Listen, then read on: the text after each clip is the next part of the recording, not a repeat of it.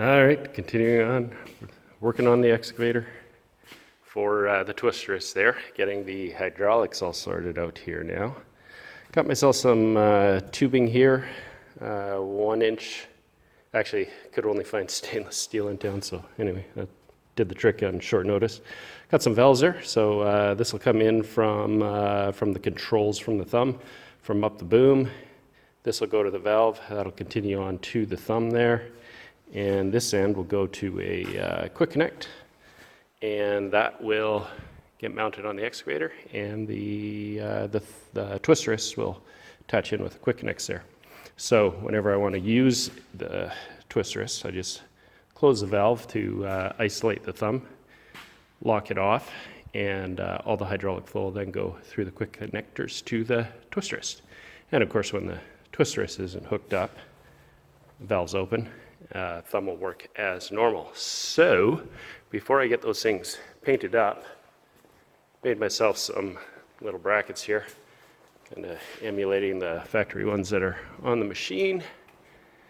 And I'm gonna burn these on here, getting things lined up and ready. This is where things will go.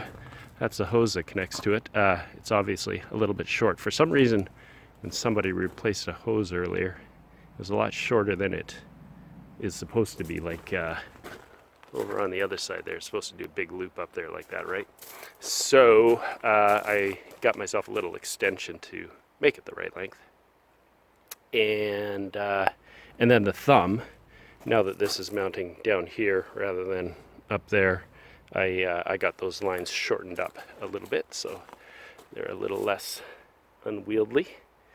And did some testing here. Had the twisterous hooked up to the skid steer just for the hydraulics, just to make sure all my lengths and all my lengths worked and clearances worked and everything. Everything's looking pretty good so far.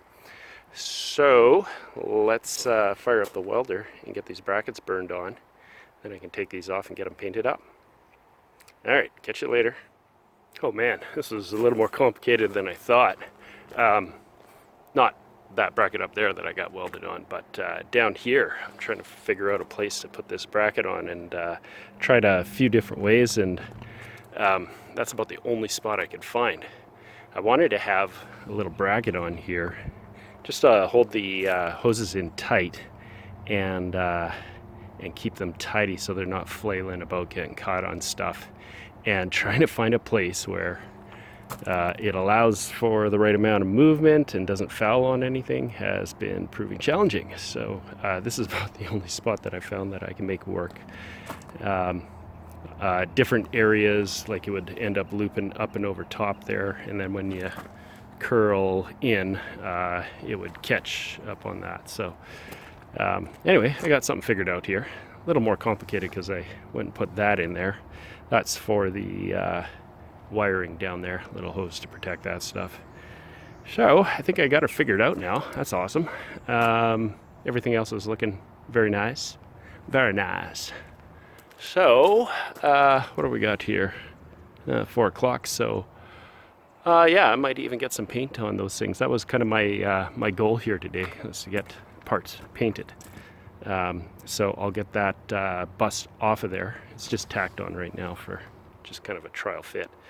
So I'll get that bust off, cleaned up, welded on, and then take stuff back. Oh, I got to do this side too. So I'll just reciprocate and do the same thing over here. A little easier because the whole thing's clean there.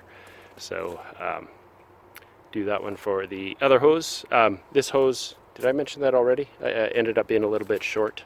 The hose that came with it just doesn't quite reach all the way to here. So I'll have to get a little extension for that on Monday. So yeah, getting closer. Anyway, enough jabbering. I gotta get to work. Yeah, life sucks when you're an idiot. Welded it on very nicely, but upside down and backwards. Oh no. Oh yes, upside down and backwards. What a moron. Okay, now I gotta cut her off here. Back to work. Okay, finally got it. Got the mounting brackets on there. Welded on. That's it for welding now. Splash a little paint on there Hopefully it doesn't rain here anytime soon. But that's got her for now. So the next step, if I'm feeling ambitious enough, will be to paint up the tubes there and the clamps. Yeah, what the heck, I think I can get that done here yet tonight. Anyway, been a long day. Not done yet. Okay, got her together. I think I am close to done. I'm operational anyway. So yeah, everything's plumbed in. Got the valves, quick connects there where the twist wrist plumbs in, and the valve isolates the thumb, directs the flow down to here, and I have hopped in the machine and everything works very nicely.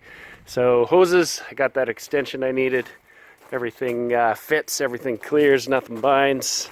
So I got a couple little things to tidy up on here. I'm not quite fully seating into there, so I got to double check and figure out exactly why that is. So I got that to do. I got a little grinding to do here where I mushroomed that out from hammering on it. Trying to get it seated in there, just so that the buckets fit on there. And my wedge bar here, this is the one for the bottom end actually. I guess that'll kind of fix up when I get that seated all the way. My regular wedge bar doesn't quite fit in there yet because it's not all the way down. So I got that, and oh yeah, last thing is I have my grade control sensor tucked down in there, and I've got enough wire in there that I'm hoping I can get that all the way down to here without having to get too crazy with rerouting. So when I switch this thing on and off, I'll just be able to unplug and relocate that sensor down below onto this part down there. Then I'll get Y-axis showing up on my grade control as well. So anyway, that's it. Very happy to see this thing on. I think I'm going to go find me a bucket over there somewhere and hook it up. All right.